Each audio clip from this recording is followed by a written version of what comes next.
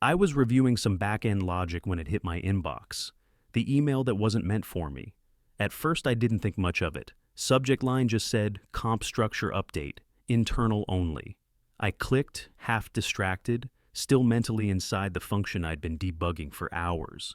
But the second I read the first two lines, my hands froze on the keyboard. It was Garrett, my boss. The email was addressed to HR, not me. It had clearly been sent company-wide by mistake, to every dev, every admin, even the interns. I'll never forget the words, keep him at 14 an hour, no raise. Clients don't know the difference. He's a divorced dad, no leverage, blue-collar background, typical desperate provider type. He'll take whatever we give him. Then a bullet point. Billed out at $325 per hour, great margin. That's when everything stopped. The Slack channel went silent. No keyboard clatter, no mouse clicks, just this thick, suffocating quiet. Then, 2 minutes later, the recall notification. Too late. I didn't say a word. I just sat there, staring at the screen like it had punched me in the mouth. I saw Garrett's office door slam shut through the glass wall on the east side. I couldn't move, couldn't even breathe right. My vision blurred, like my brain didn't want me to see the rest. I was 42, a back-end developer. I'd spent the last year rebuilding Axion's logistics platform from scratch, the same platform that kept our biggest clients happy. I'd worked nights, weekends, lunch breaks, pulled off last-minute saves, documented everything to a T, and I was being paid $14 an hour. Garrett had pitched it like a temporary rate when I started, said we'd revisit in 6 months. That was over a year ago. And now I knew what he really thought of me. Just a desperate, broken guy with no leverage. Quick note before we keep going. Before listening, share which city or country you're watching from. I didn't give them the satisfaction of reacting. I didn't storm out, didn't yell. I minimized the email, closed my Slack tab, and reached for my water bottle with a hand that wouldn't stop shaking. Behind me, someone coughed. Another chair creaked, but nobody said a word. I just turned back to my screen, heart pounding like a war drum, and forced myself to finish the damn pull request. I didn't sleep that night, didn't code, didn't even eat. Just sat there at my kitchen table, staring at bills I couldn't pay. The last time I felt that level of helplessness was 2 years earlier, when the factory shut down. I'd worked there 12 years, union job, decent pay, steady hours, gone overnight. I was 39, divorced, full custody of my kid, and zero backup plan. Daniel's therapy bills were $1,300 a month. No insurance covered it, and I wasn't about to put him in some half-assed program that treated him like a burden. So I learned to code. Nights, weekends, YouTube tutorials, message boards, a 2-night-a-week program at the community center that barely had working Wi-Fi. The day Garrett hired me at Axion, he called it a favor. I'm giving you a chance, he said. 14 an hour to prove yourself. 6-month review, we'll talk then? I said yes because I had to. That first day, they stuck me in a corner with a broken rolling chair and a Dell tower that sounded like a leaf blower. The desk wobbled every time I typed. No welcome, no training. Just a Slack message from a guy named Steve. Docs are in the SharePoint. You'll need to figure it out. The docs were 6 years old. Half the links were dead. But I didn't complain. I showed up early, stayed late, took notes, printed out flowcharts. I patched their crusty Jenkins pipeline, fixed a bug that had been breaking client invoicing for months, and rewrote entire back-end modules from scratch when nobody else would touch them. I skipped lunch most days, sold my old tools online to cover rent, missed payments on the car twice, but by month 3, clients were mentioning my name in calls. Whoever fixed this, tell them thanks. This new system's actually faster. Garrett never said a word to me about it. What I didn't know, what nobody told me, was that Axion had started billing me out at $325 an hour. While I was scouring Reddit forums at 2 in the morning, trying to debug socket issues on a 10-year-old API, Garrett was bragging to clients about our new engineer. They were making tens of thousands off me. I was eating ramen and praying Daniel's asthma didn't flare up because I couldn't afford another ER visit. One night, I stayed until almost midnight, fixing a client import system that had been broken since 2018. I pushed the update, tested it twice, and biked home because I couldn't afford gas that week. That was the grind, every single day. No praise, no raise. Just that fake smile Garrett gave me in the hallway. Like he was doing me a favor just by letting me keep my seat. But I kept showing up. Not because I liked it, because I had no damn choice. Tuesday in July, thermostat read 99, server logs read full-on meltdown. Meridian, our biggest client, was dead in the water, and Garrett was nowhere to be found. Someone from support came to my desk in a panic. They're threatening to pull the contract. We can't access the inventory queue. I pulled up the logs, traced the issue. It was a silent fail in the job scheduler. Their whole distribution line was frozen because some genius hard-coded timestamps with no fallback. I rewrote the handler on the fly, pushed a fix, tested the pipeline live, while two PMS hovered behind me, whispering like I couldn't hear. 15 minutes later, Meridian was back online. Right then, Garrett strutted in, still in his golf shirt. Tossed his bag into his office, strolled over, iced coffee in hand, like he'd just dropped 30 strokes off his game. He clapped once. They're paying $3.25 an hour for this rush work. Don't screw it up next time. Didn't even look at me when he said it. That night, after I got Daniel down and ran one last load of laundry, I sat at the table and opened my laptop. Same one I used back when I was learning JavaScript off YouTube. I didn't plan anything. I just started typing. I called it Forge. If I was going to spend my life duct taping someone else's broken code, I might as well build the system the right way. From scratch. No duct tape. No legacy garbage. No hot fixes on top of Band-Aids. Just a clean, efficient logistics platform built on everything I knew Axion was screwing up. I remembered every crash, every system failure, every call I stayed late to patch. I reverse engineered every single pain point into something better. I wrote until 3 in the morning, got 4 hours of sleep, and did it again the next night. Every day I showed up to Axion and kept my mouth shut. But at night, I built. 2 months in, Forge had a functioning engine, real-time inventory sync, order routing, crash recovery, even a UI that didn't look like it was designed in 2004. By month 4, I knew I needed help. So I called Malcolm. Malcolm was the smartest sysadmin I'd ever met. Guy could spin up a Kubernetes cluster on a potato. Axion let him go during restructuring last year. He didn't play the politics game. We met at the Waffle House off Route 12. I showed him what I'd built on my laptop. He scrolled in silence for a while, then looked up. "This is real?" "Yeah," I said. "Built the whole thing in 4 months." He nodded. "You got room for one more?" We shook on it over greasy hash browns. From that night on, it was the two of us, working out of my garage after our kids were asleep, pushing updates at midnight, testing live builds before sunrise. Axion had no idea. But something was coming, and it had my name on it. About a month later, Garrett set up a big demo for Meridian, full show and tell to lock in their extended contract. He sent his nephew Kyle to lead it. Kyle had maybe 6 months of experience and no clue how the system actually worked, but Garrett liked keeping it in the family, said it was good exposure. I was in the back of the room, off camera, just in case. 5 minutes in, the whole thing tanked. Kyle froze up trying to run the sandbox. He couldn't explain the API flow.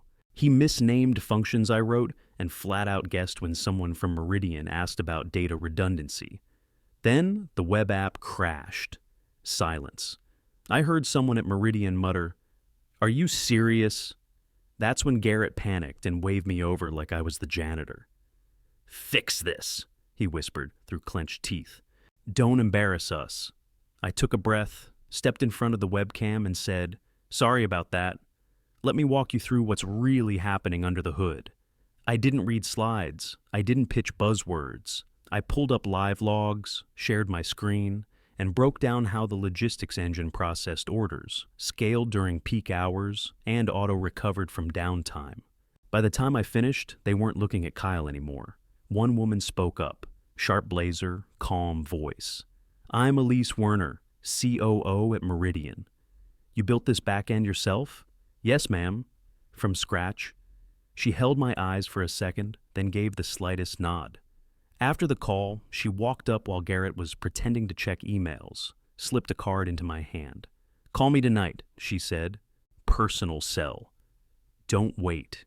That night, after Daniel was asleep, I sat in the dark at the kitchen table again and dialed the number. Elise picked up on the first ring. Thanks for calling. You've got 10 minutes to tell me who you are and why you're stuck behind clowns like that. I told her everything. The factory job, learning to code at night, raising Daniel alone, getting hired at 14 an hour and never getting a review. She went dead quiet. Then, wait, did you say 14? Yeah. An hour? Yup. There was a long pause. Then she cursed under her breath. I've seen invoices where you're billed out at $350. Are you telling me you've been building these systems, supporting them solo, and getting paid like a barista? I didn't answer. Unbelievable, she muttered. He's cooked. 3 days later, Garrett called me into his office. He smiled like nothing was happening, didn't even offer me a seat. So, Elise Werner really liked the demo. She wants you to lead Meridian's projects moving forward, full-time, direct contact. I nodded. Sounds good. Garrett scratched his chin.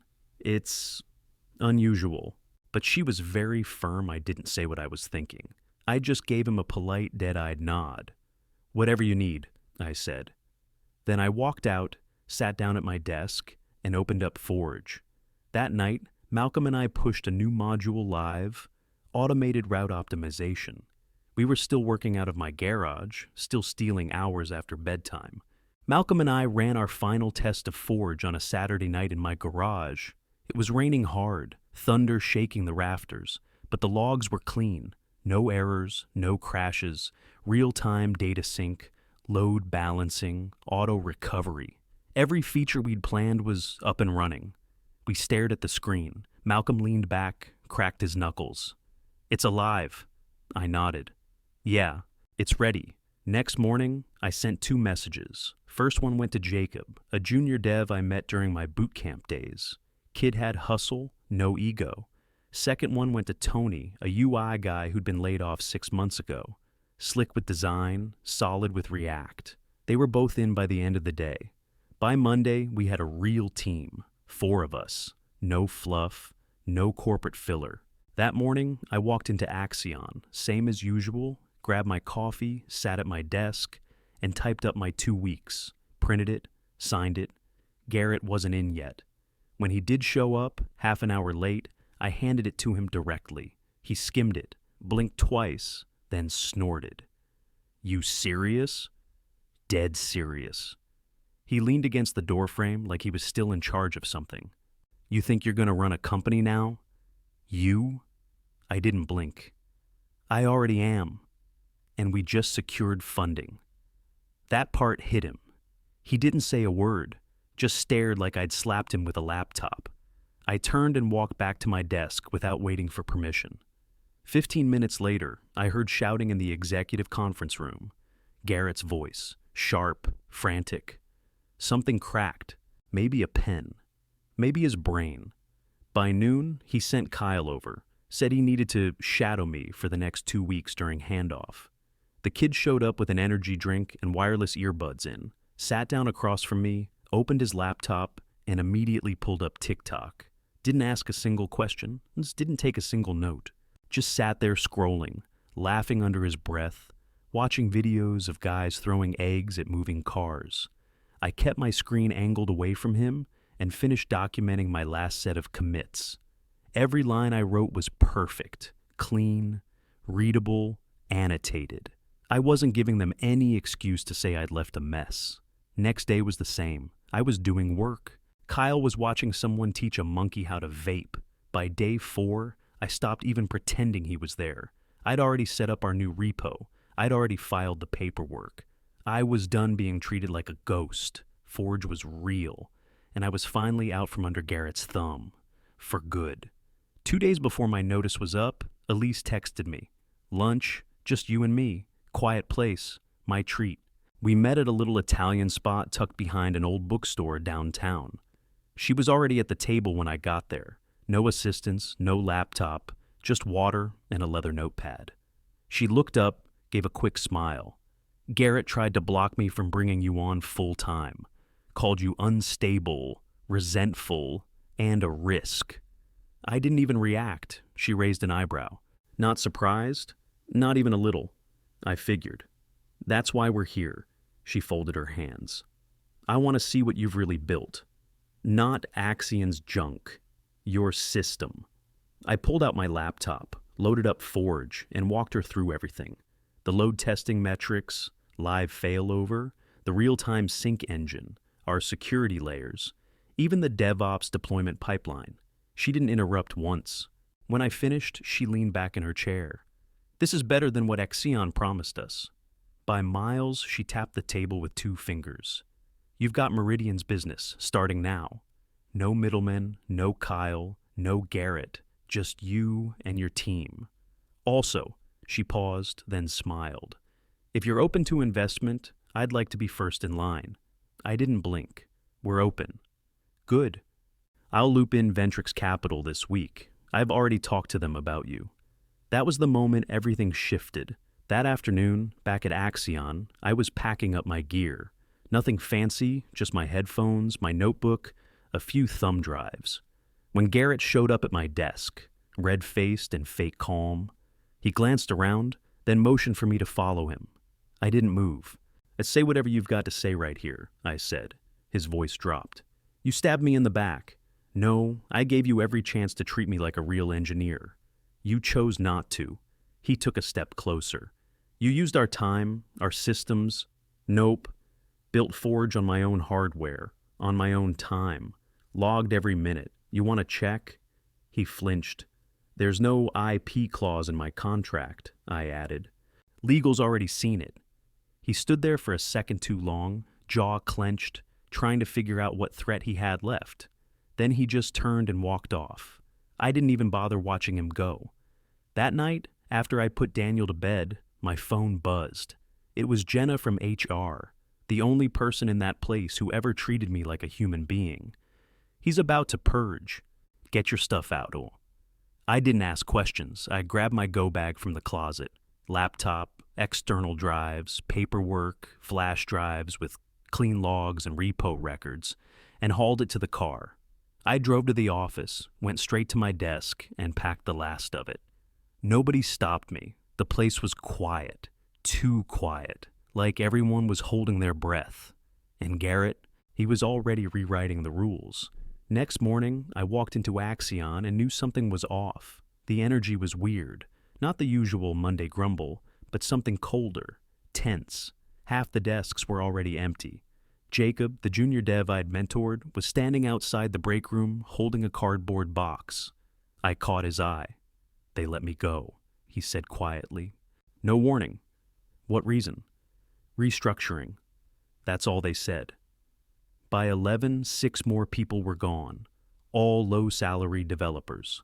All folks who had gotten close to me in the last few months. It was Garrett. I didn't need proof. I could feel his fingerprints all over it. Just before lunch, he stood at the center of the floor with a legal pad like he was the damn CEO of something real. We're making some hard changes, he said, real loud, like he wanted the whole floor to hear. Restructuring to cut dead weight and tighten control of IP. Every pair of eyes in the room landed on me, but he didn't call my name, not yet.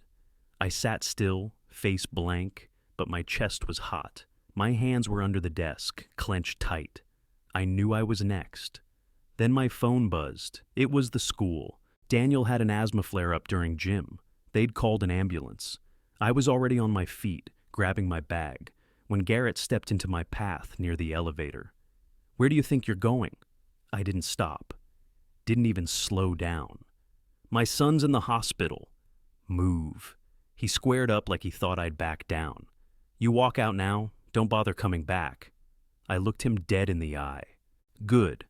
Then I brushed past him, hit the button, and rode the elevator down without another word. I didn't check Slack, didn't say goodbye, didn't look back at that building. The only thing I cared about in that moment was getting to Daniel. I drove like hell to the hospital, parked crooked in the emergency lot, and ran inside. He was okay, rattled but stable. One more hour and I could have been too late. Sitting beside his bed, holding his hand, I realized something. I stayed up all night by Daniel's bed, watching his chest rise and fall while Forge kept pinging on my laptop. Within 48 hours, we pushed the full rollout at Meridian. Live, 0 major bugs, clean handoff. Tony polished the UI till it looked like a Fortune 500 app. Malcolm handled infrastructure like it was second nature. Jacob jumped in, even after Garrett axed him. Said he'd rather build something real than beg for another temp job. We didn't stop moving, barely ate, barely spoke, just worked. But no one complained. Everyone on that team knew what this meant. Meridian was our shot, and we were nailing it. On day 2 of the rollout, I got a call from a number I didn't recognize. "Jason," the voice said, "this is Mia with Ventrix Capital. Elise Werner gave us your name. You have time to talk funding?" I stepped out into the alley behind the office, heart racing. She wasn't playing around. They had already reviewed Forge's metrics. She wanted a pitch deck, financials, roadmap, the whole thing. I told her I'd have it ready in 24 hours. While Malcolm drafted up server cost projections, Garrett started doing what snakes always do, lying. He told clients I'd stolen Axion's tech, claimed Forge was a repackaged version of their legacy system, said I'd violated IP agreements and misused internal resources. Problem was, I saw that coming months ago. I documented everything. Every line of code written on my own machine, every commit timestamp. I had version history, server logs, email records. The lawyers called it airtight. Still, Garrett wouldn't shut up. He filed an actual lawsuit, IP theft, breach of contract, misappropriation of trade secrets. My lawyer smiled when she saw the paperwork. "Great. We'll counterclaim for defamation and file a motion to dismiss." We hit back the same day, filed full documentation, exposed every lie, attached screenshots, date stamps, Git history, the works. It wasn't about just defending Forge. It was about sending a message. You don't get to treat people like garbage and walk away clean. By the time we hit week 3 at Meridian, word had spread. I started getting emails from procurement directors, ops managers, and CTOs. Most of them former Axion clients. Apparently Garrett had told them I was unstable and not to be trusted. That backfired. One client replied, "If he's unstable, how come you were billing him out at $350 an hour?" They booked meetings. I showed them Forge. Fast, clean, modular, nothing like the Frankenstein code they were used to. I didn't pitch hard, just pulled up live dashboards, showed real uptime stats, then opened up the admin console and said, "This is what it looks like when devs aren't treated like dirt." They got it. Garrett didn't. He went full meltdown, started sending threats, real ones, public, on LinkedIn. Forge is built on stolen Axion architecture. Clients who adopt it will be legally liable. Jason is under investigation for IP theft. That was all it took. People hated it. Even the execs who didn't like me started reaching out saying, "We're interested, just don't want legal heat." So I posted my own response. Simple. Professional. Attach the official motion to dismiss with supporting documentation. Let the receipts speak. By the end of the week, interest in Forge doubled. That's when Ventrix called. Their terms were clean. No predatory clauses, no controlling stake. They wanted to invest and stay out of the way. Fast capital to scale up infrastructure, hire staff, and move Forge from garage-born to enterprise grade. I signed within 48 hours. We got new servers, brought on 3 full-time devs, and rented a small office space in North Austin. Nothing fancy, but it had working heat and a fridge that didn't smell like death. Meanwhile, Garrett was unraveling. The emails he'd sent to clients leaked. Screenshots, full headers, even some internal Slack messages where he joked about choking out the nerds. HR opened an internal investigation. Axion's board suspended him by the end of the month. The lawsuit didn't even make it to court. Their legal team crawled back and asked to settle. Quietly. I said no. We'd settle publicly. They paid damages, issued a written apology, dropped the suit, and signed an agreement to implement company-wide pay audits. I added one clause myself, non-negotiable, back pay for all underpaid staff going back 2 years, and salary transparency going forward. Their GC pushback. That's excessive. I looked him dead in the eye. So was $14 an hour. He signed. That night, I drove home with the windows down, blasting classic rock with Daniel singing in the back seat. Garrett thought he could bury me. All he did was dig his own grave. 6 months later, I unlocked the front door to our new office with a key that had my name on the lease. Forge had grown to 32 people. Devs, ops, support, a full-time recruiter, and one badass office manager who made sure the fridge stayed stocked and the printer never jammed. We had a clean space downtown with wide windows, fast Wi-Fi, and a playroom for staff with kids. Daniel loved it. He helped pick the beanbags. He had his own room now, too. I paid off every loan I had, cleared the credit cards, and started a college fund in his name. First time he closed his door at night and hung a "Do Not Disturb" sign, I nearly broke down. We weren't rich, but we were safe. We were free. Forge didn't explode overnight. We didn't raise millions or chase headlines, but we did what we promised. We built clean software, delivered fast, treated people right. We made profits without grinding anyone into the dirt. Every employee saw the full pay scale on day one. No games, no secrets, no wage traps, and we kept the receipts.